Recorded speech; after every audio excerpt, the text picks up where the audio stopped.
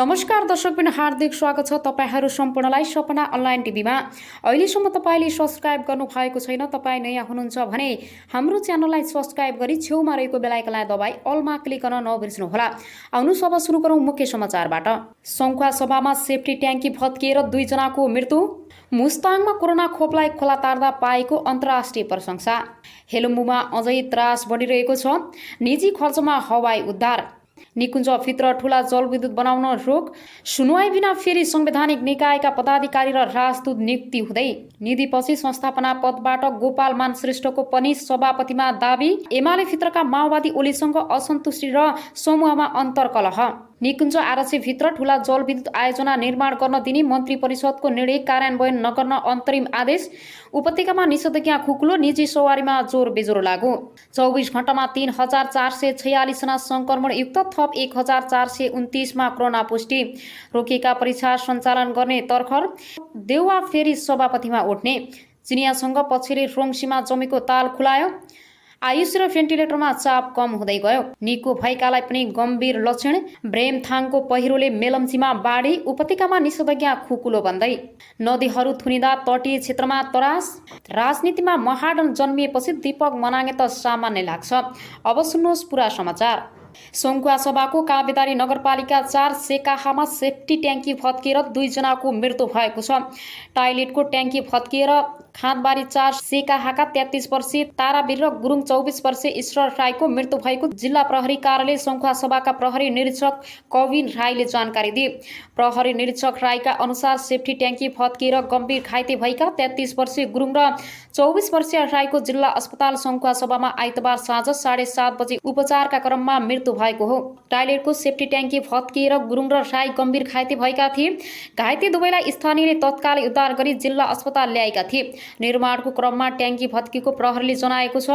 घटनाबारे थप अनुसन्धान भइरहेको जिल्ला प्रहरी कार्यालयले जनाएको छ। अब आउनुहोस् अर्को न्युजतर्फ लागौँ।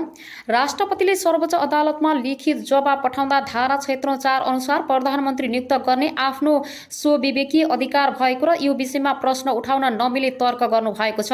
राष्ट्रपतिले गरेको यो तर्क गलत छ। हाम्रो अहिलेको संविधानको व्यवस्था 2047 सालको संविधानको धारा 31 र 34 जस्तो होइन। धारा 34 मा राजालाई स्वविवेकी अधिकार दिएको थियो भने धारा 29 मा राजालाई मुद्दा नै नलाग्ने भन्ने थियो।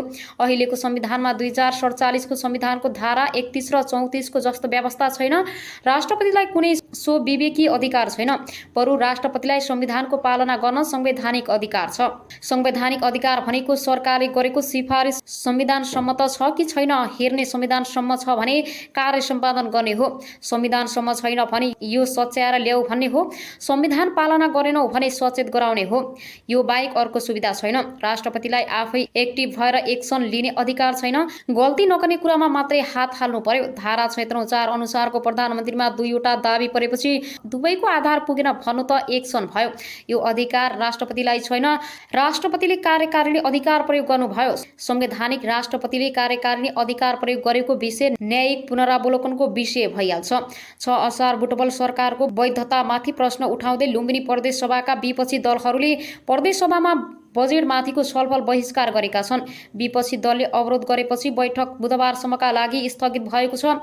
आर्थिक मामिला तथा योजना मन्त्री वैद्यनाथ चौधरीले असार 1 गते आर्थिक वर्ष 2068 र 69 का लागि 40 अर्ब र 94 करोड 97 लाखको बजेट प्रस्तुत गरेका थिए।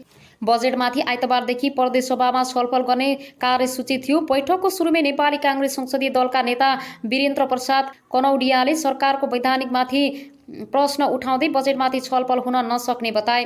उनले अल्पमतको सरकारले ल्याएको बजेटमा छलफल हुन नसक्ने र त्यस्तो बजेटलाई प्रदेश सभा र विपक्षी दलले स्वीकार नगर्ने बताएका थिए। यसैगरी आउनुहोस् अब अर्को न्युजतर्फ लागौँ। सरकारले वैधानिकता प्रमाणित गरोस्, त्यसपछि मात्र हामी बजेटमा छलफल गर्न तयार छौँ। कनौडियाले भने विपक्षी दल र प्रदेश सभाले बजेटको स्वामित्व लिनका लागि संसदमा सरकारको वैधानिकता पुष्टि हुनुपर्छ। कनौडियाले बोली लगत्तै विपक्षी दलका सांसदहरूले बैठक बहिष्कार गर्दै बाहिरिएपछि सभामुख पूर्णबहादुर घरतीले 3 बजेसम्मका लागि बैठक स्थगित गरेका थिए। तर दलहरूबीच सहमति नजुटेपछि सूचना टाँस गरेर बैठक बुधबारसम्मका लागि स्थगित गरिएको प्रदेश सभा सचिवालयका सचिव दुर्लभ कुमार पुनले जानकारी दिए। माओवादी केन्द्रका सचेतक कुलाराम घरतीले मुख्यमन्त्री शंकर पोखरेल गत वैशाख 29 गते किर्ते र जालसाजी गरेर नियुक्त भएकाले असंवैधानिक सरकारले ल्याएको बजेट छलफल बहिष्कार गरेको बताए। एकातिर सरकारको वैधानिकताको टुङ्गो लागेको छैन, अर्कोतिर यो बजेट एमाले कार्यकर्ता पोष्ने गरी वितरणमुखी मात्रै छ। खर्तीले भने सरकार संविधानको धारा 168 को उपदफा 1 अनुसार हो कि 2 अनुसार हो स्पष्ट हुनु पर्यो। बजेट परिमार्जन नहुँदासम्म सदन चल्न नदिने निर्णय भएको छ। पोखरेललाई गत वैशाख 29 गते प्रदेश प्रमुख धर्मनाथ यादवले संविधानको धारा 168 को उपधारा एकल बहुमतको मुख्यमन्त्रीको रूपमा नियुक्ति गरेका थिए। तर सरकारमा जनता समाजवादी पार्टीका 4 जना संसद पनि सहभागी भएपछि विपक्षी गठबन्धनले सरकार एकल बहुमतको नभई 2 वा 2 भन्दा बढी दलको समर्थनमा बनेको सरकार भएकाले मुख्यमन्त्रीले विश्वासको मत लिनुपर्ने माग राखेका छन्। 6 असार काठमाडौँ बागमती प्रदेश सरकारको आफै सञ्चार गृह सञ्चालन गर्ने निर्णय सच्याउन माग गर्दै नेपाल पत्रकार महासंघ काठमाडौँ शाखाले प्रमुख जिल्ला अधिकारी मार्फत मुख्यमन्त्री डोरमणि पौडेललाई ज्ञापन पत्र बुझाएको छ। आर्थिक वर्ष 2078 र 2079 बजेटमा बागमती प्रदेश सरकारले आफैले सञ्चालन गृह सञ्चालन गर्ने नीति ल्याएपछि पत्रकार महासंघ उपत्यका शाखाको समन्वयन काठमाडौँ शाखाले प्रमुख जिल्ला अधिकारी मार्फत मुख्यमन्त्रीलाई ज्ञापन पत्र पठाउँदै तत्काल निर्णय सच्याउन आग्रह गरेको हो। महासंघका उपत्यका प्रदेश अध्यक्ष महेश्वर गौतमले काठमाडौँका प्रमुख जिल्ला अधिकारी कालीप्रसाद पराजुली मार्फत मुख्यमन्त्री पौडेललाई ज्ञापन पत्र बुझाएका हुन्। ज्ञापन पत्र बुझ्दै प्रमुख जिल्ला अधिकारी पराजुलीले आफूले मुख्यमन्त्री समक्ष पत्र पठाउने बताए। निजी तथा सामुदायिक स्तरबाट सञ्चालित सञ्चार माध्यमलाई खाँटी निबोटेर स्वतन्त्र प्रेस र नागरिकका आवाजहरूलाई दबाउने मनसायले लोकतन्त्रको मूल्य मान्यतालाई उपहास हुने गरी बागमती प्रदेश सरकार आफैले सञ्चार माध्यम स्थापना गरी सञ्चालन गर्न बजेट विनियोजन गर्दै प्रदेश सरकार प्रेस तथा अभिव्यक्ति स्वतन्त्रतालाई कुण्ठित बनाउने दिशामा अघि बढेको महासंघको ठहर रहेको छ। यस्तै ज्ञापन पत्रमा संघीय सरकार मातहत रहेका सञ्चार मध्ये समेत स्वायत्त र स्वतन्त्र बनाउन गृह कार्य भइरहेको सन्दर्भमा बागमती प्रदेश सरकार आफैले आम सञ्चार गृह सञ्चालन गर्न खोज्नुले स्वतन्त्र प्रेसलाई निरङ्कुशताको कडी लाउन खोजेको प्रश्न भएको उल्लेख गरिएको छ।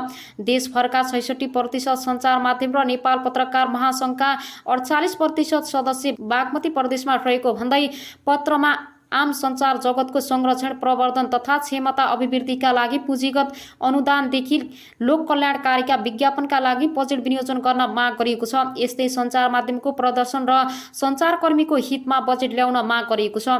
महासंघ काठमाडौँ शाखाले प्रदेश सरकार आफैले सञ्चार गृह चलाउने निर्णय फिर्ता नभई कडा आन्दोलनमा उत्रने चेतावनी समेत दिएको छ। ज्ञापन पत्र बुझाउन उपत्यका प्रदेश समितिका सचिव रोशनराज पाण्डे, काठमाडौँ शाखाका उपाध्यक्ष अप्सरा गौतम र पत्रकार अनुप प्रधान जिल्ला प्रशासन कार्यालय पुगेका थिए।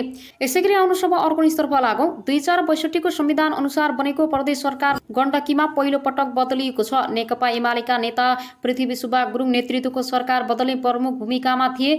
नेकपा माओवादी केन्द्रका नेता देवेन्द्र पौडेल, वाम गठबन्धन र पछि नेकपाको मुख्यमन्त्री रहेका गुरुङको सरकार परिवर्तनलाई नेता पौडेल केन्द्रीय राजनीतिको प्रकम्पका रूपमा लिन्छन्। असंवैधानिक र राजनीतिक कदम चालेका प्रधानमन्त्री केपी शर्मा ओलीका शुभचिन्तक भएकाले गुरुङलाई साथ नदिएको बताउने पौडेल भन्छन्। लुम्बिनी प्रदेशका मुख्यमन्त्री भन्दा उहाँ गुरुङले राजनीतिक सरकार देखाउनु भयो। संविधान र यसका उपलब्धि जगेर्ना गर्न संविधान र यसका राजनीतिक ध्रुवीकरण हुने समेत उनको दाबी छ। पौडेल भन्छन्, काङ्ग्रेससँग नेपालका वामपन्थीहरूको एकता हुँदै काङ्ग्रेससँग संयुक्त मोर्चा मात्रै हो, त्यसकारणले मुलुकमा दुई प्रकृतिका वामपन्थी नै हुने सम्भावना देखिन्छ। प्रस्तुत छ माओवादी केन्द्रका नेता पौडेलसँग गरेको कुराकानी। गण्डकी प्रदेश सरकार परिवर्तन गरी छाड्नु भयो। सरकार परिवर्तन गर्न जे गर्नुभयो ठिक गरे जस्तो लाग्छ। दलहरू आधारभूत मूल्य मान्यता विधान पद्धति र प्रणालीबाट विचलित भएको स्थिति छ। सत्ता स्वार्थ र पदका निम्ति तछाड मछाड हुने स्थिति देखिएको छ। तर जताबाट नाप्दै गए पनि यो समस्याको नेतृत्वकर्ता बहालवाला प्रधानमन्त्रीलाई देख्छु, किनभने दुई पार्टी एकता भएपछि प्राप्त झण्डै 2/3 बहुमत प्रधानमन्त्रीले इन्ट्याक राख्न सक्नु पर्थ्यो। पार्टी विधानमा नभए पनि पहिलो नम्बरको अध्यक्ष भनेर दाबी गर्नुभएको थियो र एक किसिमले स्वीकार गरिएको जस्तो थियो।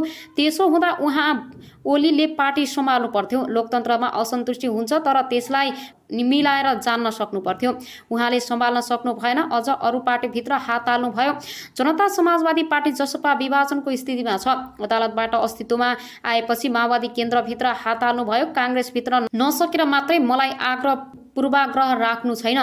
केपी ओली प्रधानमन्त्री भइसकेपछि सार्वजनिक रूपमा बोलेको सदनमा समर्थन गरेका मान्छे हौ। 24 वर्ष कम्युनिस्ट सरकार हुनुपर्छ र त्यसको सुरुवात उहाँ ओलीको नेतृत्वमा भयो भनेको हो। 5 वर्षमा पूर्वाधार तयार पार्छौँ, 20 वर्षमा मध्यम स्तर र थप अर्को 10 वर्षमा समृद्धिमूलक बनाउँछौँ भनेर दैलेखीले समर्थन र खुसी मनाएको हुँ। तर म्यानेज भएन, केन्द्रमा भूकम्प गयो, प्रदेशमा परकम्प भयो। यसैगरी फेरि पनि तपाईँहरूको माझमा नयाँ नयाँ न्युजहरू ल्याएर उपस्थित हुने नै छु। सपना अनलाइन टिभीलाई लाइक, कमेन्ट, शेयर, सब्सक्राइब गरी साथै छेउमा रहेको बेल आइकनलाई दबाई अलमा क्लिक गर्न नबिर्सनुहोला भन्दै अहिलेलाई भने तपाईँहरूको माझबाट बिदा हुन चाहन्छु। हस्त नमस्ते।